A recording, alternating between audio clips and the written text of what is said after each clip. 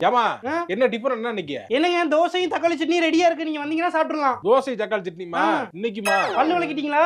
விளக்கிட்டேன். வாங்க வாங்க ஏங்க சாப்பாடு ரெடி ஆச்சு, சாப்பிடுவாங்க. என்னது? தோசையும் தக்காளி சட்னி தான், வேற என்ன வேணும் உங்களுக்கு? சரி போடு போடு. வாங்க ரெடியா இருக்கு, சாப்பிடுவாங்க.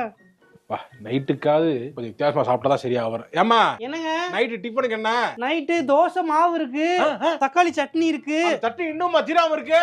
இருக்குங்க கூட நான் தீத்தறேன், இன்னைக்கு முழு சத்தி தரேன். கொண்டா. அப்படியா? கொண்டா சொல்றேன். வாங்க உட்காருங்க சாப்பிடுங்க. என்ன தக்காளி சட்னி ஒரு வாரத்துக்கு வச்சு தின்னுட்டு என்னது? அச்சு சாப்பிடுங்க. தோசை ஓரமா இருக்கு, சட்னி எடுத்து நக்கும். அப்பா சட்னி தீத்துட்டேன். சட்னி தீத்துட்டேன். சட்னி காலியா? காலி. வேணுமா உங்களுக்கு சட்னி? வேணுமா?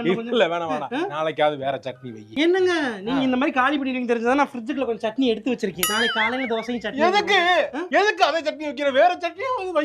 எங்க அத இவ்வளவு சட்னி அரைச்சு வச்சிருக்கேன்ல நானு. ஏமா இருக்கவே ரெண்டு பேரும் எதுக்குமா அந்த சட்டை? எதுக்கு இவ்வளவு பெருசு டப்பால போட்டு நான் டப்பா செட்ல போட்டு குடும்ப